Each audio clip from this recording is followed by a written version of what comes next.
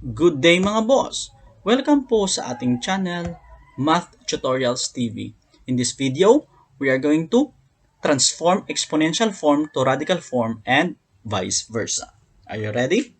Let us start.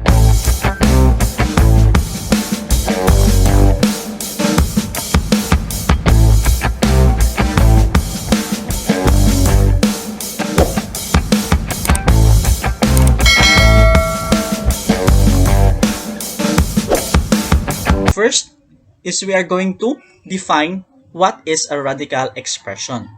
So a radical expression is an expression containing the symbol of a radical sign.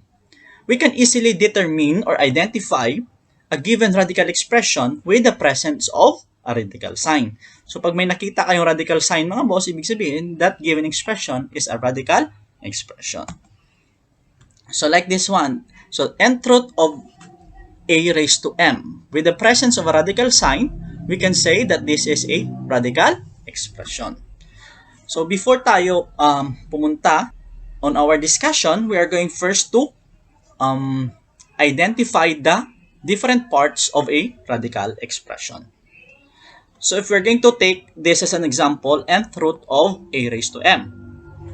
N here, ito yung maliit na number na kadalasan nakikita natin sa labas ng radical sign, is what we call the index or order, which indicates the degree of the radical.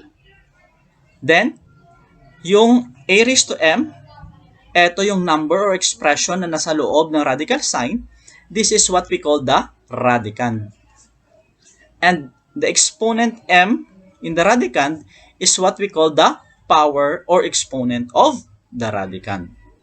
So we have here, transform the given exponential form to radical form.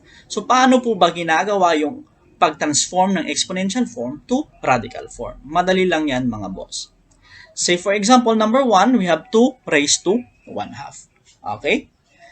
So this is an expression with a rational exponent. Okay? Yung exponent natin is a rational exponent. So yung ginagawa dyan mga boss is ganito lang. Yung denominator ng ating rational exponent will become the index of our radical form. Of our radical expression rather. At yung natira, yung 2 raised to 1, ito na yung magiging radicand. And 1, which is the denominator of our rational exponent, will be the exponent or power of our radicand. In other words, 2 raised to 1/2 is equal to square root of 2. By the way, mga boss, pag yung index natin or yung order natin is 2, hindi na po natin inilalagay yung number na 2. Pag wala pong naka-indicate na index, ibig sabihin po is yung index natin ay 2. Okay?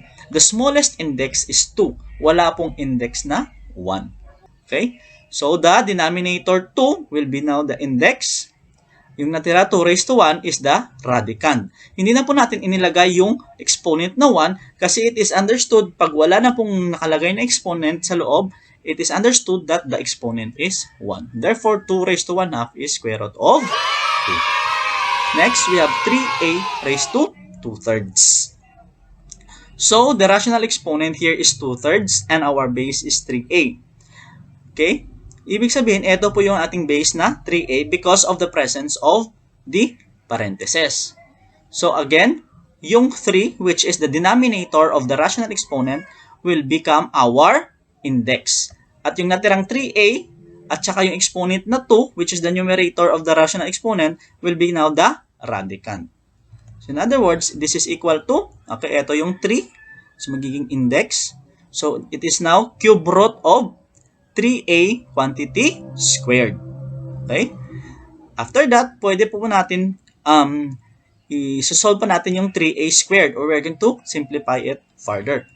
So, what is 3a squared? So, 3 squared is 9 and a raised squared is also a squared or a raised to 2.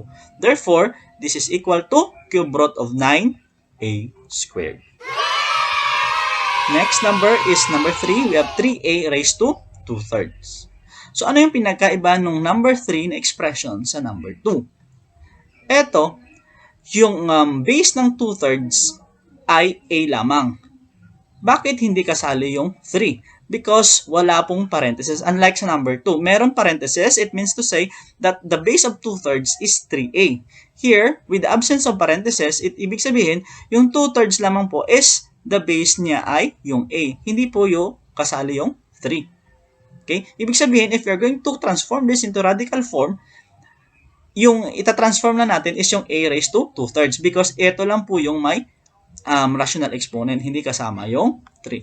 So, ito yung kalimitan nagkakamali yung mga estudyante sa pag-determine ng base of a given rational exponent. So, ang gagawin natin, so 3 will be now excluded sa ating radical expression.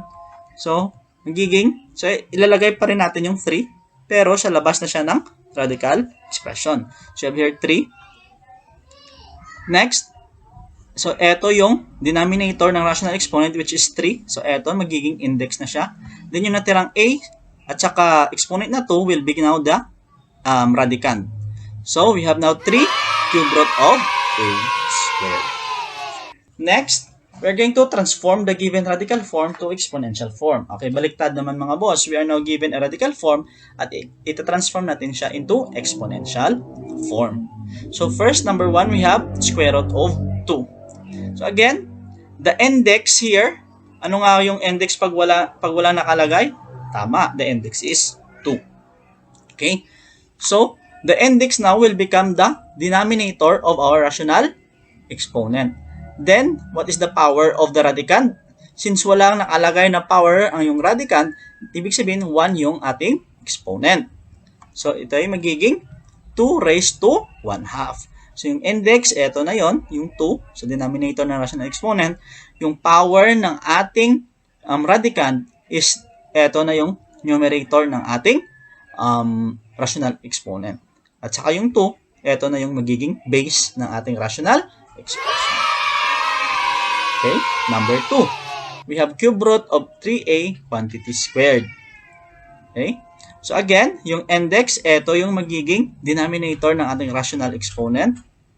Then, the power of the exponent will be the numerator of our rational exponent.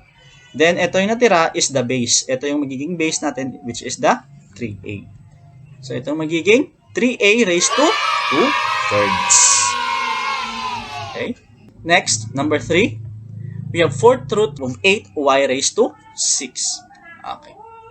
So, paano natin itatransform itong radical expression na to into exponential form?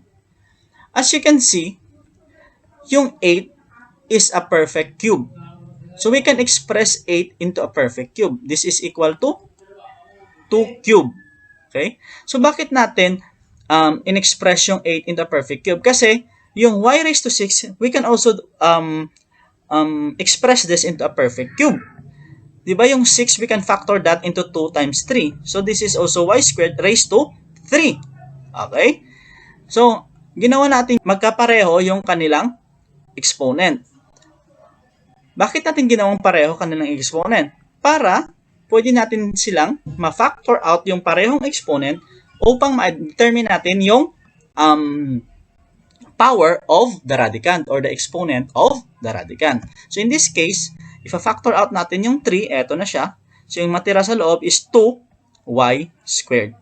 If you're going to apply the law of exponent, the power raised to a power, so we have 2 cubed that is 8, y squared cubed is y raised to 6. So, babalik tayo dito mga boss. So, tama yung ginawa natin.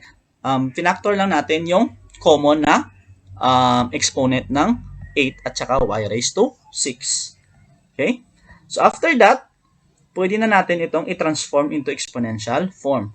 Again, the index 4 will now be the denominator of our rational exponent, and the 3, which is the power of the radicand, will be now the numerator of the rational exponent. So, in other words, magiging 2y squared quantity raised to 3/4. Okay, I hope may natutunan kayo sa ating video mga boss. Palagi lang nating tandaan na ang math ay nagiging madali kung pinag-aaralang maigi. Thank you for watching and God bless.